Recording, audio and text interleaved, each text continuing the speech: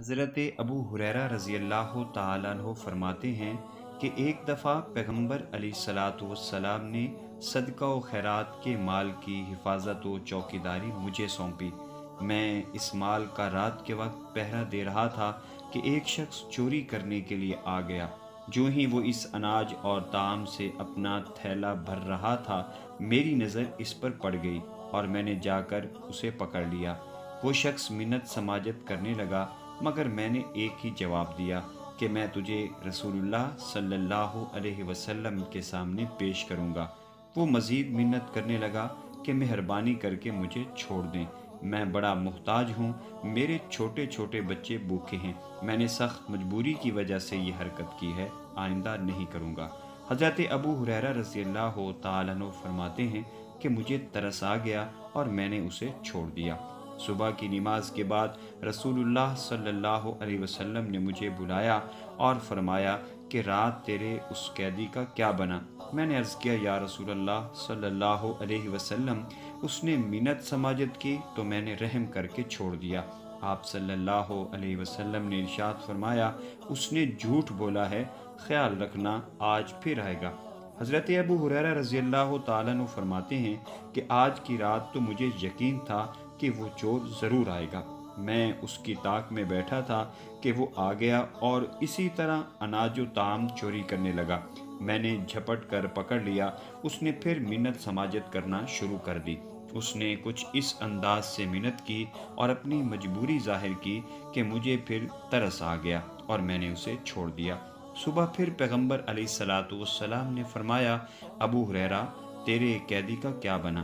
میں نے پھر سارا واقعہ بیان کیا کہ آج کی رات تو پکا وعدہ کر کے گیا ہے کہ آئندہ ایسا کام نہ کروں گا۔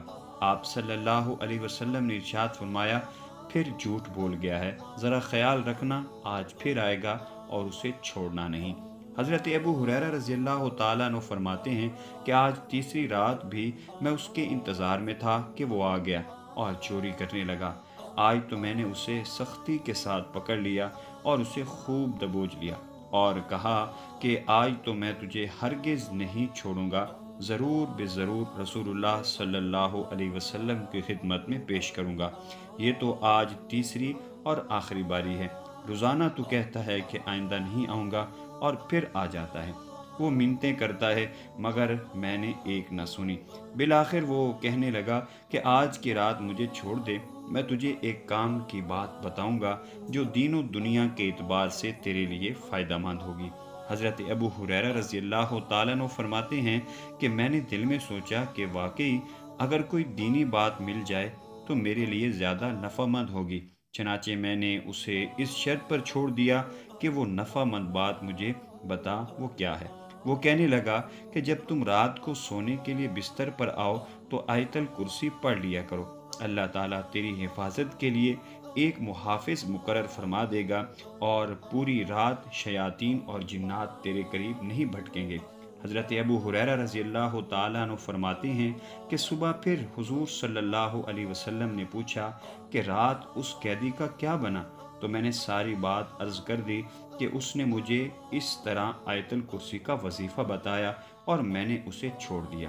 آپ صلی اللہ علیہ وسلم نے ارشاد فرمایا کہ ہے تو وہ پرلے درجے کا جھوٹا، مگر یہ ایک بات سچی کر گیا ہے۔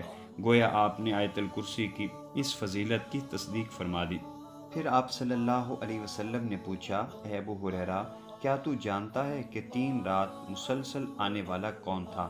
میں نے عرض کیا کہ مجھے تو اس کی حقیقت کا علم نہیں۔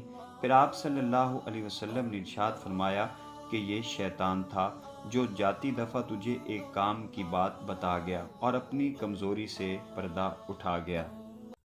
اگر ویڈیو اچھی لگی ہے تو اس ویڈیو کو شیئر ضرور کریں، ہو سکتا ہے ایک شیئر سے یہ بات کسی کے دل میں اتر جائے۔